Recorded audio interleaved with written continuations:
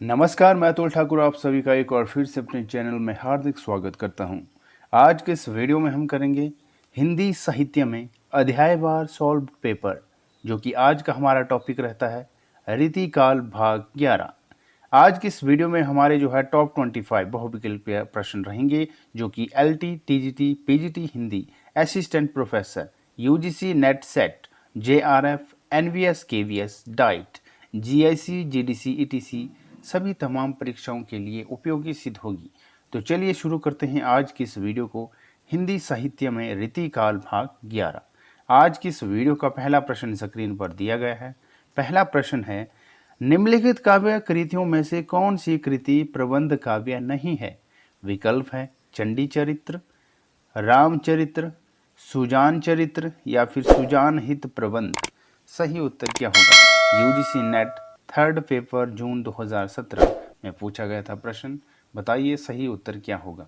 निम्नलिखित काव्य कृतियों में से कौन सी कृति प्रबंध काव्य नहीं है? तो सही उत्तर होगा इसका विकल्प नंबर जो रहता है डी, यानी कि सुजान हित प्रबंध जो है सही उत्तर होगा। निम्नलिखित काव्य कृतियों में से कौन सी कृति प्रबंध काव्य नहीं है? तो सुजान हित प्रबंध जो है ये जो है काव्य कृति प्रबंध काव्य नहीं है। डी सही उत्तर होगा। अगला प्रश्न है प्रश्न नंबर 2।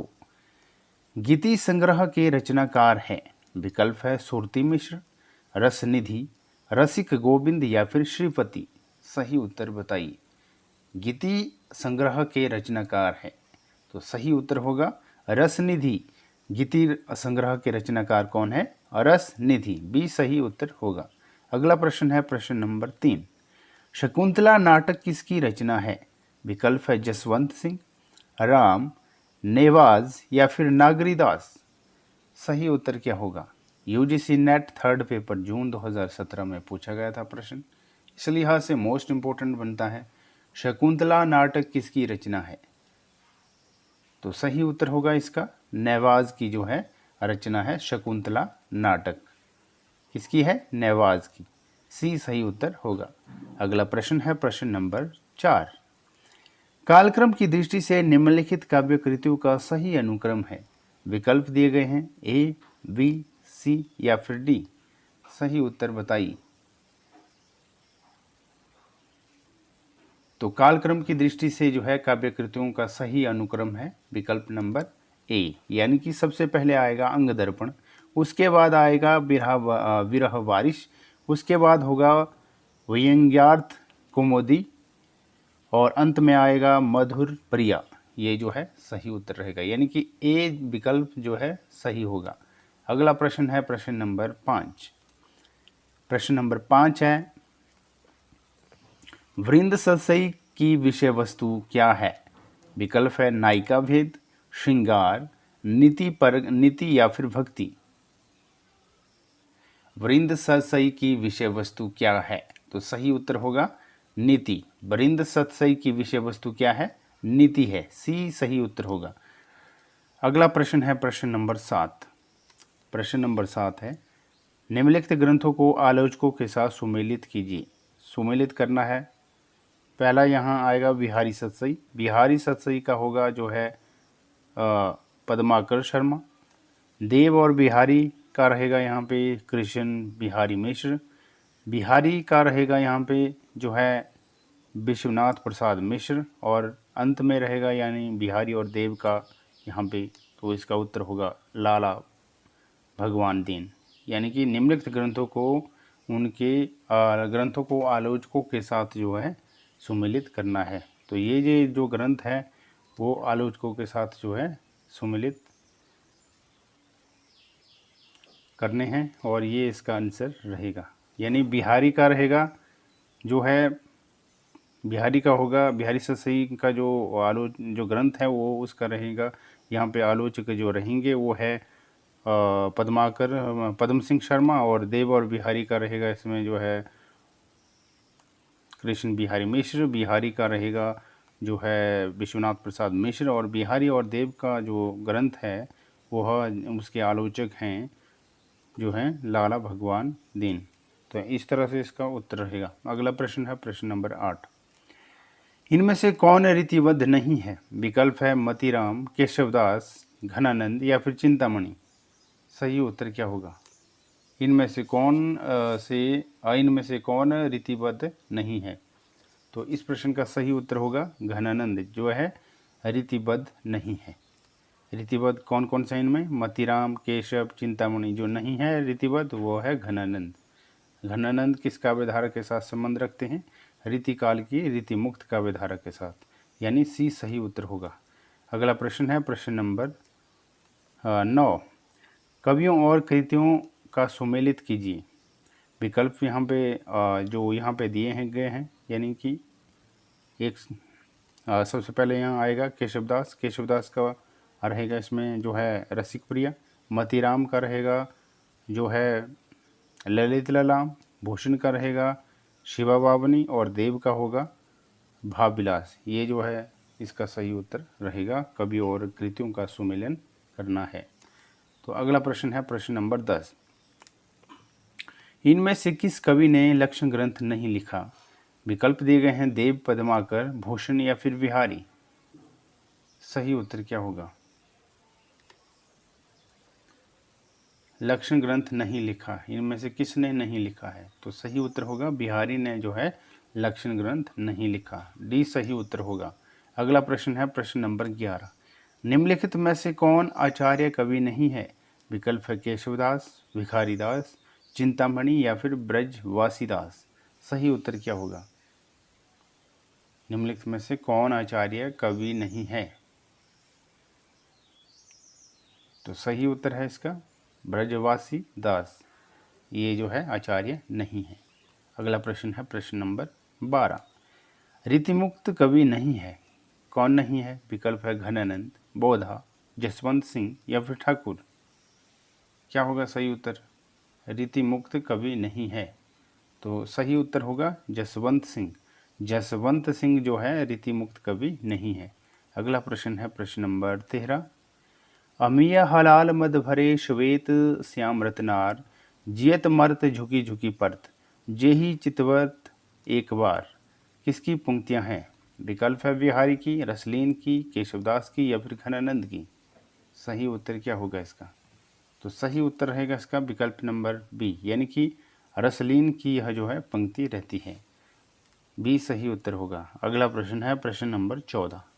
इनमें से कौन सी रचना केशवदास की नहीं है? विकल्प है रामचंद्रिका, कवि प्रिया, ललित ललाम या फिर रसिक प्रिया। सही उत्तर क्या होगा? कौन सी रचना केशव की नहीं है? तो इसका सही उत्तर होगा ललित ललाम। ललित ललाम रचना जो है केशवदास की नहीं है। अगला प्रश्न है प्रश्न नंबर 15। निम्नलिखित में से कौन सी रचना चिंतामणि की है? विकल्प है अलंकार प्रकाश, रस राज, कवि कुल कल्पतरु या फिर काव्य निर्णय।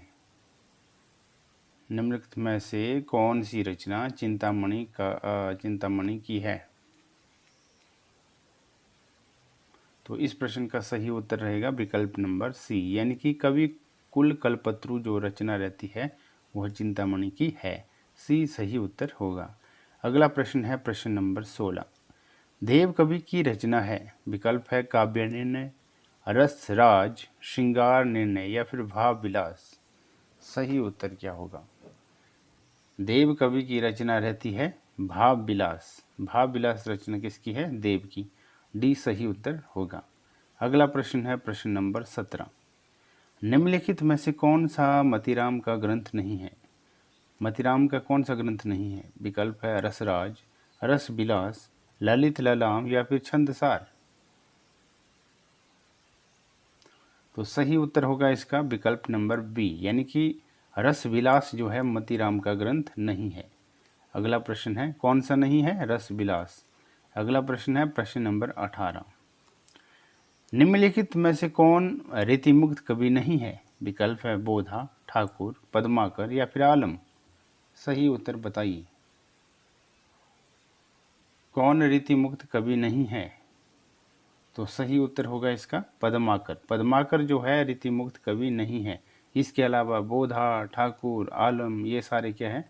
रीतिमुक्त कवि है, और जो नहीं है वह है पद्माकर। सी सही उत्तर होगा। अगला प्रश्न है प्रश्न नंबर 19। प्रश्न नंबर 19 है, निम्नलिखित कवियों के साथ उनकी कृतियों को सुमेलित कीजिए। तो सबसे पहले यहाँ चिंतामणि रहते हैं। चिंतामणि का जो कृति है वो रहती है कविकुल कल्पतरु, और मतीराम की रहती है वृत्त कौमुदी, भूषण की रहती है छत्रसाल दशक, और बोधा की रहती है जो है विरह वारिश। तो इस तरह से इसका उत्तर होगा। अगला प्रश्न है प्रश्न नंबर 20, निम्नलिखित कवियों का सही क्रम क्या है?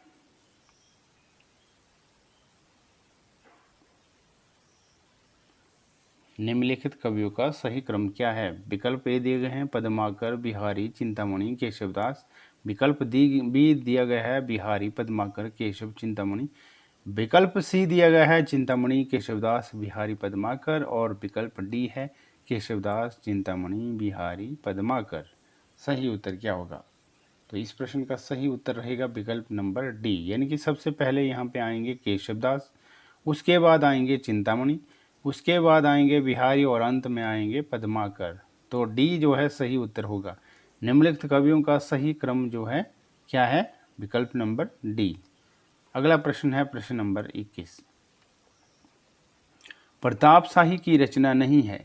कौन सी रचना जो है प्रताप शाही की नहीं है? विकल्प है काव्य विलास, व्यंग्यार्थ कौमुदी, नवरस तरंग, या फिर श्रृंगार मंजरी। इस प्रश्न का सही उत्तर बताइए। तो सही उत्तर होगा इसका विकल्प नंबर सी, यानी नवरस तरंग जो है प्रताप शाही की रचना नहीं है। अगला प्रश्न है प्रश्न नंबर 22।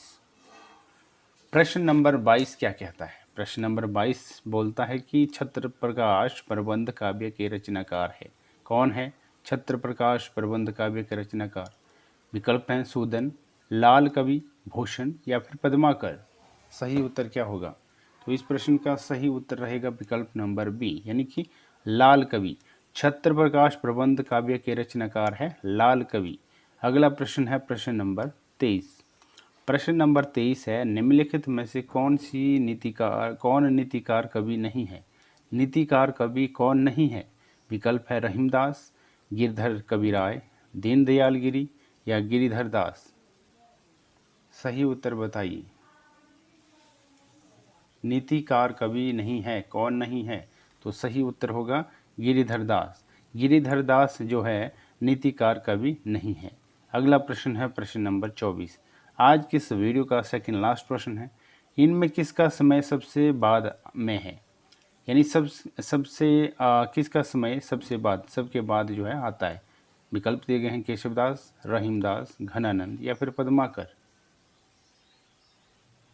तो इस प्रश्न का सही उत्तर रहेगा विकल्प नंबर डी, यानी कि पद्माकर का जो समय है, जो भी यहाँ पे दिए गए हैं कवि, इनके सब के बाद जो है आता है किसका नाम? पद्माकर का। डी सही उत्तर होगा। अगला प्रश्न है आज की इस वीडियो का अंतिम और आखिरी प्रश्न, प्रश्न नंबर 25। इन कृतियों का काल के आधार पर सही अनुक्रम कौन सा है? विकल्प दिए गए हैं। विकल्प ए है रसिक प्रिया, श्रृंगार मंजरी, षड ऋतु वर्णन, रस रहस्य, या फिर दूसरा है श्रृंगार मंजरी, षड ऋतु वर्णन, रसिक प्रिया, रस रहस्य, या फिर सी है रस रहस्य, षड ऋतु वर्णन, रसिक प्रिया, श्रृंगार मंजरी, या फिर षड ऋतु वर्णन, रस रहस्य, श्रृंगार रसिक प्रिया या श्रृंगार मंजरी।